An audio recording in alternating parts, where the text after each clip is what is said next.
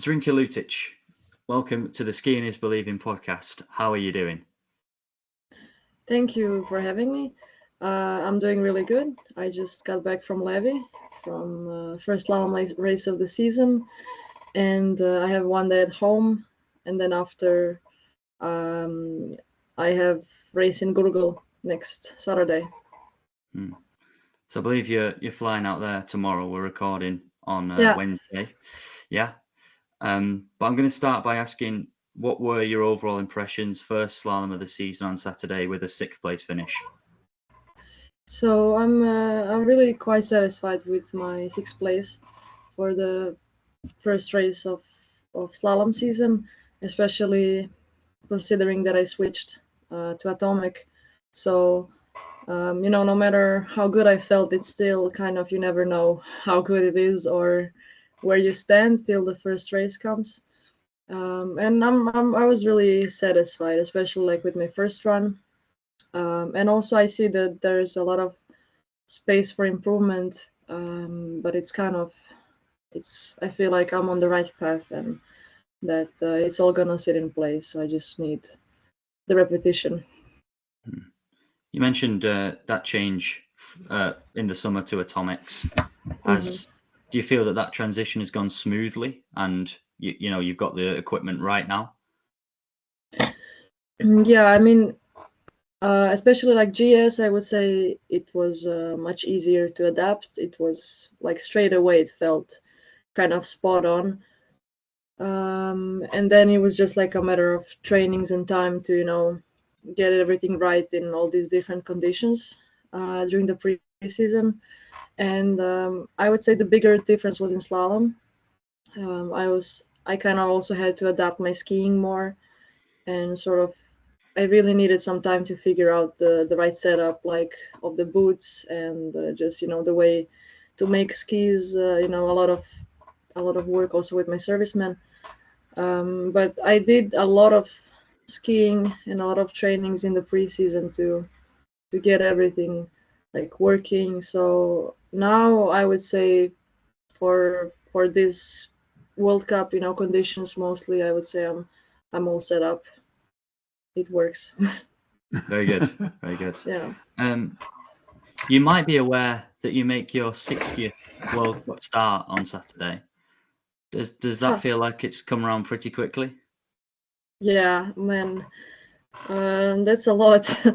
I don't really think about it, but I would say that I did start really early to ski in the World Cup. Maybe too early, I would say, because coming from a small nation, we always had like a spot, and there was really no one else almost to do it than me and Leona. So, especially in GS, I was the only one. And I mean, I was skiing pretty well for my age, but I think I was maybe a bit pushed, or like I also wanted to rush some things. Um, so then I would ski a lot of World Cups, but a lot of them were just, first runs, and then kind of you just get a lot of starts, but you get some experience. But I think that time could also be well spent on maybe racing Europa Cups or just training. So yeah, that's a lot of races behind me already. Do you not feel that if you hadn't started so many World Cups so early, that you wouldn't be at the stage of success you are at such a young age? I mean, you're only 20 now still. No, I think honestly I would be here still. Like, I mean, difficult to say, of course, what would Yeah. happen or what not. And I mean, I definitely did pretty well in these first few races, Europa Cups, but still, those were like a few number of races that I did before I got into like World Cup racing. And I think that sometimes maybe I was lacking, just some experience that maybe I would get on just racing other races, maybe more fit for my level at the time. Maybe to develop more mentally or like in other aspects. And I would say that part was more difficult to develop when you were like into the World Cup race, and it's kind of you're there with the best skiers in the world, and there's a lot of new things all at once coming at you. So then I think it's harder to like catch everything and to really find yourself in all of that. Yeah, the way you're talking, it sounds to me as though you sort of you would as soon have gone gradually and improved gradually Yeah. and taking your time. Do you think now it's going to probably take you a little bit longer to achieve a place? I mean, you're in a very good place already, but do you think it might take a little bit longer than it would have done because of the way you started? Yeah, that's hard to say, honestly. I mean, maybe I would have maybe some more constant results, not like this big, um, like like jumps or on the curve from result wise.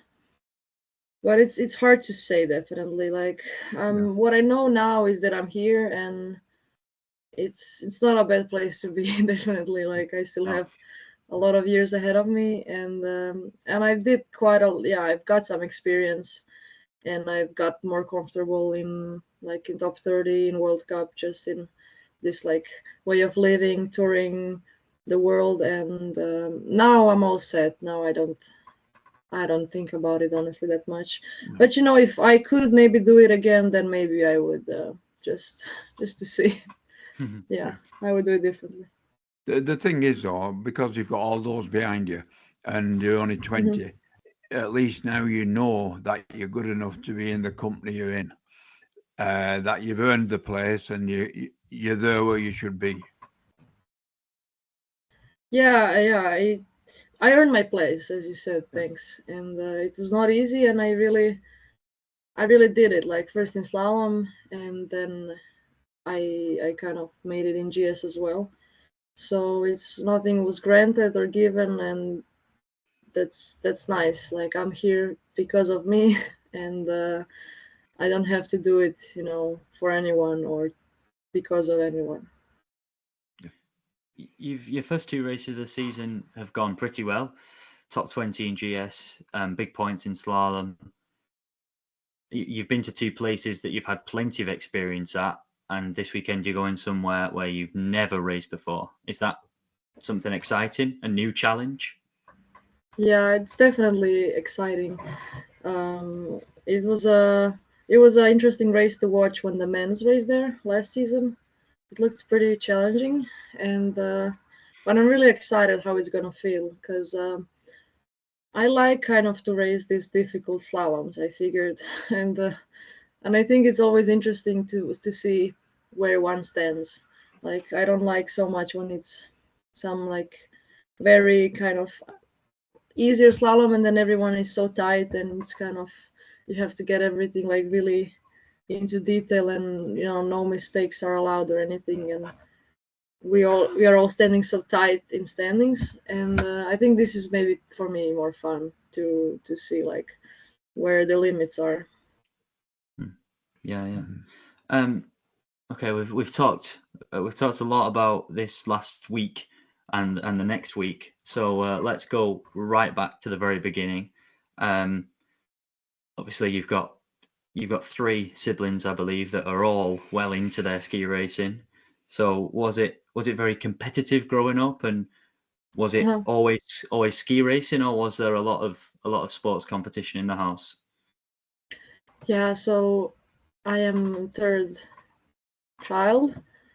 I have one older brother, and since we were like really small, we were doing a bunch of others like different sports, and it was always a competition. It was always like me trying to beat my brothers and them trying to beat me, and especially in skiing. Like I grew up in one small ski resort in Austria. My dad worked there as a ski coach, and so we would spend this whole time in this in the ski resort skiing, and just I mean it was not like so competitive from the beginning. It was more like a lifestyle and like a way of living, and it was really nice. I would say I had a really nice childhood. Like we would spend every day skiing in the morning, then in the afternoon we would play in the snow or do ice hockey, ice skating.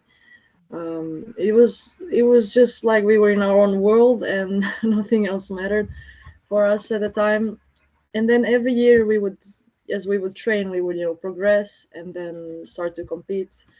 We would also compete in Austrian Cup, and I would train this whole time with my brothers and my sister. And I think that shaped me a lot as a skier, having my older brother to chase all the time. So I think the way I ski is maybe more man-like, because I would like always look up to them more, and there were always more male skiers around at the time, when we train. So I'm grateful for that, definitely. I think it gave me some other maybe perspective or insights, and it shaped me in such a way that I'm happy that it did.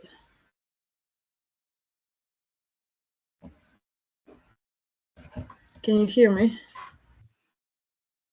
Okay, I'm back. You're back. Good. It's okay, I can clip that.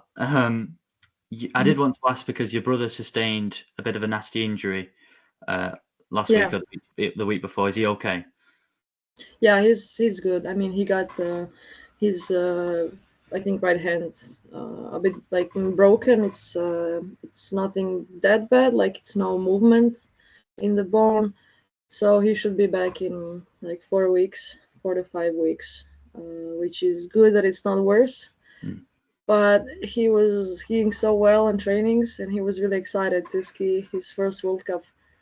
Also, he's been waiting a lot for that one.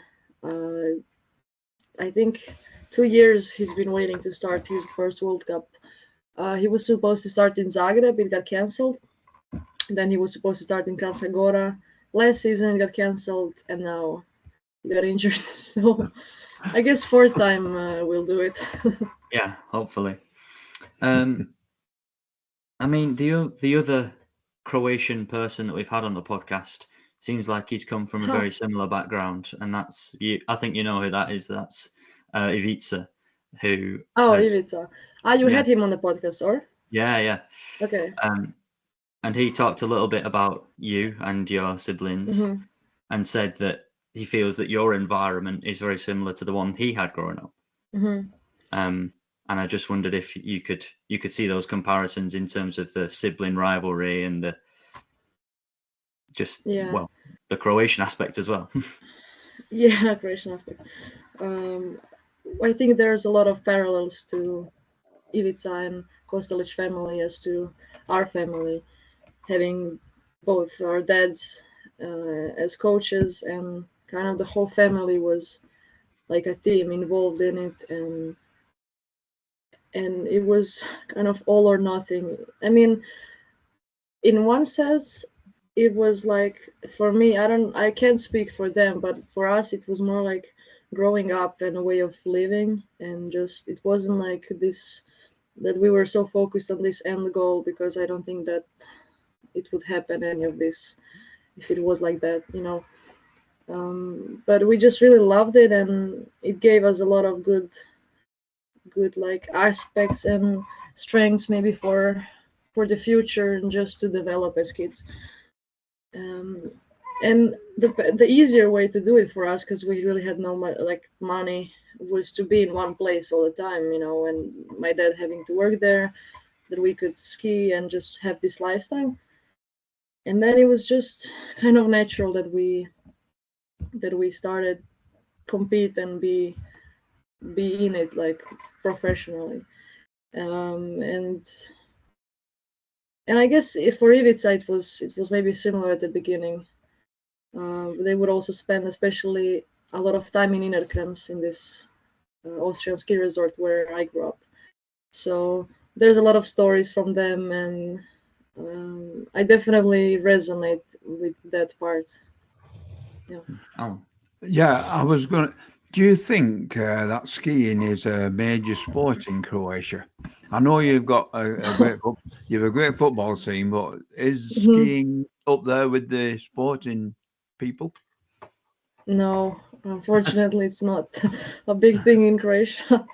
I mean, there is a fan base. There is people that really love to ski just for recreation, but to be really competitive and to take it to the World Cup level is not many of us, unfortunately.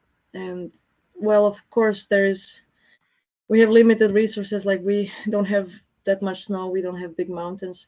We have maybe 2 open ski resorts now, and it's always difficult with trainings. Like with the snow, it's not that cold, all the time. We can't rely so much on snow, so it's not the best training here in Croatia. And then it's very expensive for kids to train because they have to travel all the time to to Italy or Austria. And that's why there's no really like a community or system in that sense that the kids would come to the sport.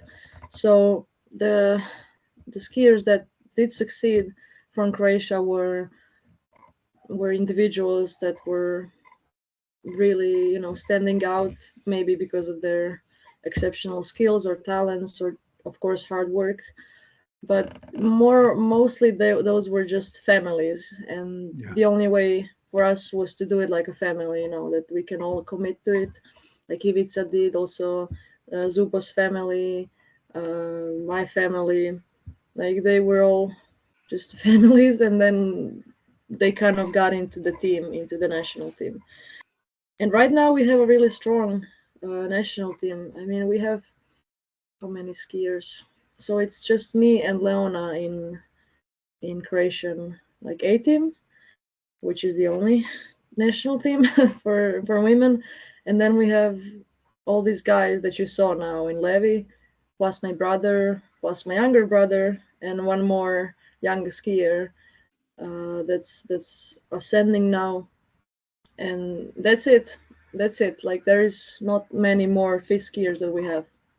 Hopefully, in the future, with the team you've got now, and especially you with your, which I'm sure is going to be a successful career, maybe that will encourage other people to take up the sport seriously.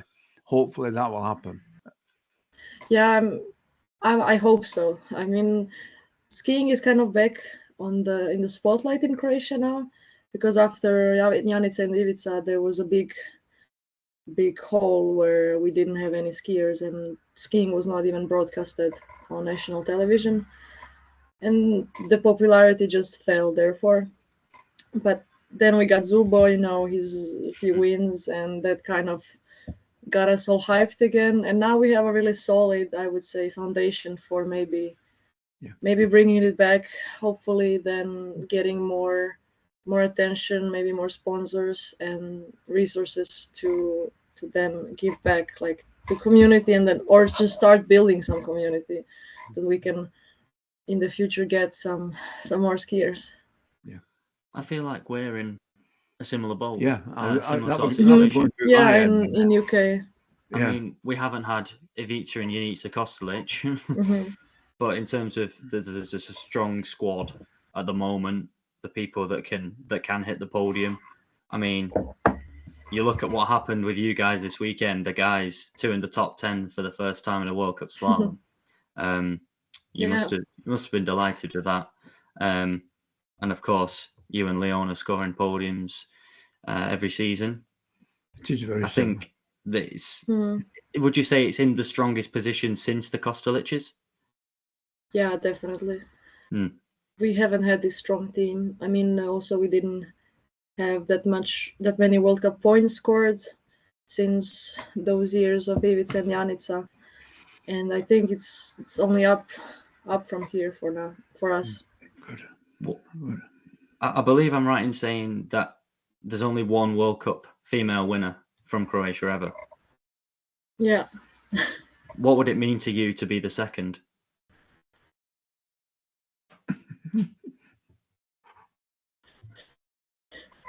Just the answer, yeah.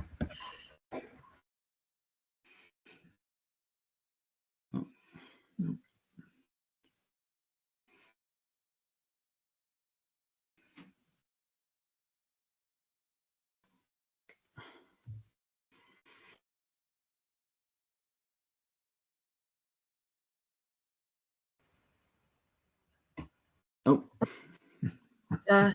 I hope that's not going to interrupt.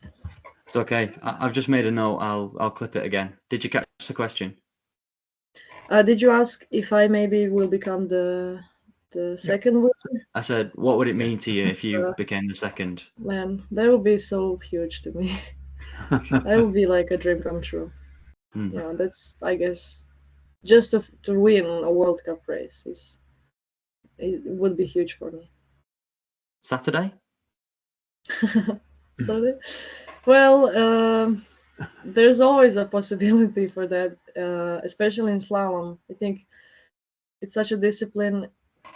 And now at this, I don't think Michaela is honestly that far out from the rest of us. So I think anything can happen. But that I just have to ski, and we'll see. I'm just wondering whether to predict you to win on Saturday or not, because Alan has I don't taken know. Michaela. Alan's taken Michaela. Yeah. So Well, take I'm me then. okay. No pressure. No pressure. Do you feel that you are at a place where you could win one? Yeah, I think so.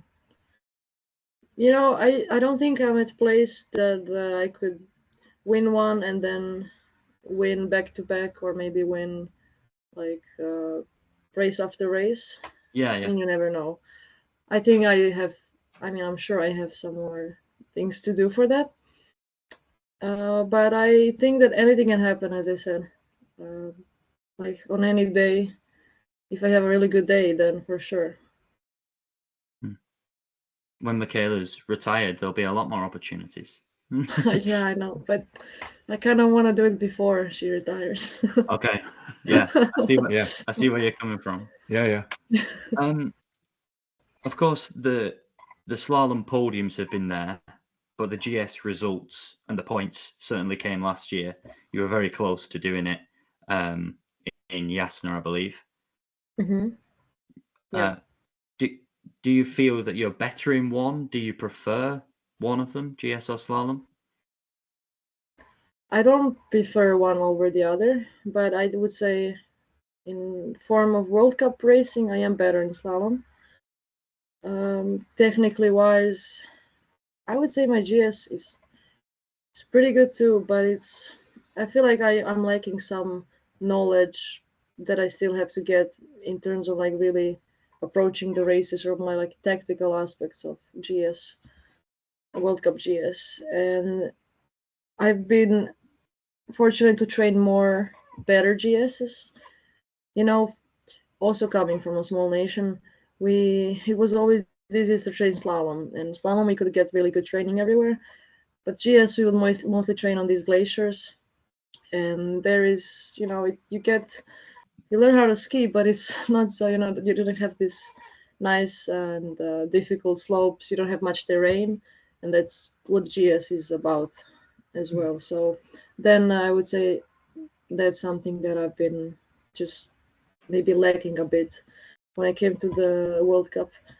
But now I've skied on I think every World Cup GS last season, so I definitely learned a lot. And yeah, as you said, I was not far in Yasna, so I think it will come. I'm not worried about it. So it sounds as though you're fairly happy with the way it's going in GS. Yeah, And yeah. so can I ask you a tricky question? Which is going to be your first podium, GS or slalom? You mean To No, win a slalom or yeah, win to GS? you mean win a one. win? Yeah. I don't know. I don't want to say like I want to No. limit myself by saying one or the other, but I don't know. I think by the look slalom. Yeah. But I know never know. you always go out to win, obviously, and that's what you'd like to do. Yeah. But would you take sort of top 5 on a regular basis over a one-off season third place? Oh, sorry. Can you repeat the Yeah. question? Would you take Huh? a regular top 5 place over a one-off third place podium? You mean if I would choose like finishing fifth in Yeah, total? on regular. Like, like having, you know, being fifth on regular consecutive, then having just one podium and nothing. Yeah. Having now, I will say, because I already have a podium, so I will say that I would take consistency. Over just one podium. Because I think consistency for me is now like a way forward. I have to get consistent. It doesn't have to be a podium, but it has to be like a solid result, but you know, one after the other. And then I think from there things will just start to develop, like, and go in my favor. Because it's hard to get to a better level if I don't have that that, like, you know, this consecutive good results. So I would choose consistency now. I mean, you were consistent towards the back end of last season in slalom, and you were on the podium, so you ticked both of those boxes. Where did something change ahead of those races in Jasna, with the great result in GS and then 3 slalom podium second place finishes in a row?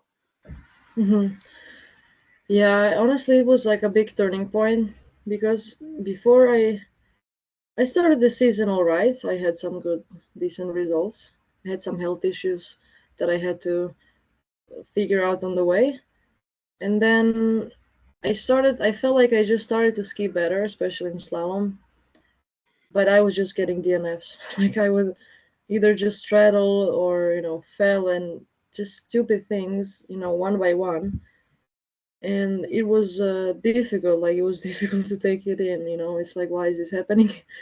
And I felt like my finish rate was pretty good on trainings at the time, and you know, it was like, it was things that don't happen to me in trainings would happen on the race, of one by one. So then before Jasna, that was right after Flachau, I think I was like sixth after the first run. It had a good run, and I skied really well, and I fell right before the finish, and then I was really down. But then my family stepped in. My dad a lot helped me, like, to see that, then just to finally to turn it around for me. So then in Jasna, maybe I was also lucky because of this twist of events, you know, with that race, how it was kind of a scary race. I feel like many girls got scared, and I liked this surface. I liked this ice that we had. So then I think I just took the opportunity there, and that definitely boosted me also for the other day. And I just skied, and I felt like after the first run, okay, I'm in second, and I'm not gonna blow this now. So I really did it. I got down, and I got second. So, and then later it was more easy. It was much easier to race. So yeah, I would say that was a turning point in Jasna.